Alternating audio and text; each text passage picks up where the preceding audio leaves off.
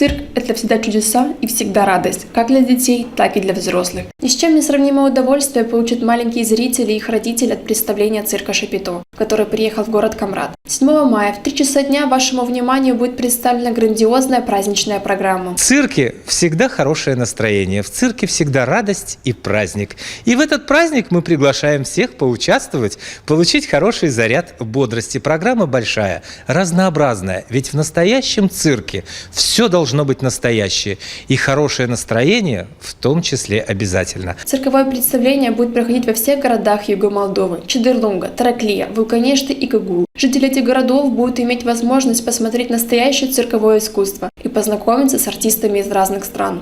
Артисты будут работать из 3 стран. Это Румыния, Украина и Молдавия. За 2 часа времени есть что показывать. Это, конечно, огромное количество дрессированных животных, которые с удовольствием покажут все свое искусство, все, что они умеют. Это и носухи, и дикобразы, и еноты, и большое количество собак.